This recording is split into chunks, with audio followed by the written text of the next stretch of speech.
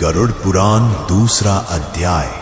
मृत्यु के बाद की सबसे रहस्यमयी और पीड़ादायक यात्रा होती है आत्मा के 13 दिन। क्या आपने कभी सोचा है कि कोई व्यक्ति मरने के बाद 13 दिनों तक कहाँ रहता है? वो आत्मा क्या देखती है, क्या महसूस करती है?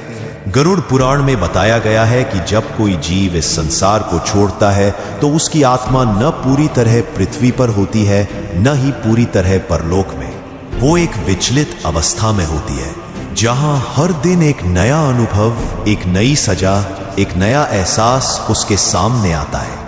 पहले दिन आत्मा अपने निर्जीव शरीर को देखती है, उसे समझ ही नहीं आता कि वो मर चुकी है।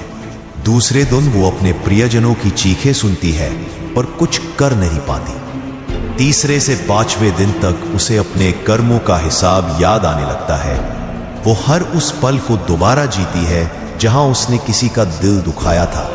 6ठे से 9वें दिन तक यमदूत उसके चारों ओर घूमते हैं और आत्मा भय, ग्लानि और अकेलेपन से कांपती है। और फिर 10वें से 13वें दिन आत्मा को यमलोक के द्वार की झलक मिलने लगती है। गरुड़ पुराण कहता है 13वें दिन यमदूत आत्मा को लेकर जाते हैं एक ऐसे स्थान पर जहां उसके अच्छे बुरे कर्मों का न्याय होता है।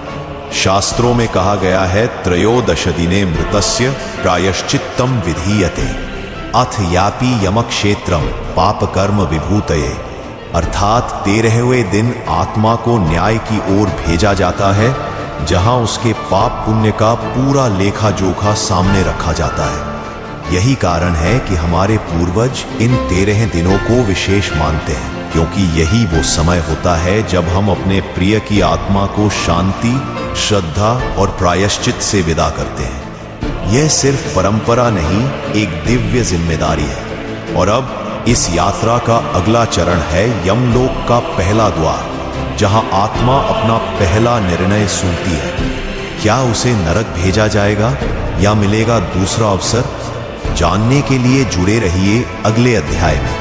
और अगर आपने इस रहस्यमयी यात्रा को अब तक महसूस किया है तो इस ज्ञान को जरूर आगे बढ़ाएं। गरुड़ पुराण दूसरा अध्याय।